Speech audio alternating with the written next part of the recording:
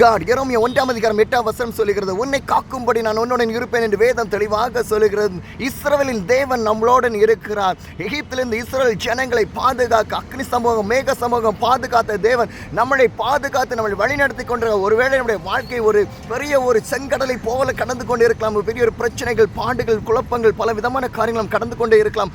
ஆனால் எல்லா செங்கடலையும் பிளந்த தேவன் நம்மோடன் இருக்கிறார். நிச்சயமாக பாதைகள் இல்லாத இடங்கள் பாதைகளை உருவாக்குவார். கடலை போல உங்களுக்கு திரளான பிரச்சனைகள் வந்து கொண்டே இருக்கிறார். கடல் அலைகளை போல திரளான பாடுகளை நீங்கள் அனுபவித்துக் கொண்டிருக்கிற, கஷ்டங்களை அனுபவித்துக் கொண்டிருக்கிறீங்க, வேதனைகளை அனுபவித்துக் கொண்டிருக்கலாம். நிச்சயமாக இந்த பாடுகளில் இந்த பிரச்சனைகள் ஆண்டவர் இன்றைக்கு ஒரு விடுதலை செய்ய போகிறார். உங்களை காக்கிற தேவன் இருக்கிறார். இஸ்ரவேலின் தேவன் நம்மளோடு இருக்கிறார். ஷாத்ராக் மேஷாக் ஆபேத்நேகோவை காப்பாற்றின தேவன் நம்மளோடு இருக்கார். தானியேலை சிங்க கெபியிலிருந்து காப்பாற்றின தேவன் நம்மளோடு இருக்கார். அவரை நம்மளை பாதுகாத்துக் கொண்டு நம்மளை போஷித்து வழிநடத்தி கொண்டிருக்கார். எதை குறித்து கலங்காதிகள், எதை குறித்து பயப்படுங்கள், பயத்தை சாத்தான் கொண்டு வருகிறான். பல நேரங்களில் எதை குறித்து கலங்காதிகள், தேவன் உங்களோடு கூட இருக்கார். இயேசு உங்கள் கூட இந்த பெரிய காரியங்களையும் அற்புதங்களையும் செய்வார். திகையாதே, கலங்காதே, நானே உன் தேவன் என்று சொன்ன தேவன், அந்த வாக்களித்த தேவன், அவர் ஜீவிக்கிற தேவனாக இருக்கார். இவ்வட்டுமாக என்னை வழிநடத்துகிற தேவன் உங்களை வழிநடத்த மாட்டாராம். எவ்வளவு காடுகள், மேடுகள், பாலைவனங்கள், பள்ளத்தாக்கள், மலைகள், குன்றுகள், குளிர், மழை, வெயில், என்னென்ன பாடுகள் வந்த போதும்,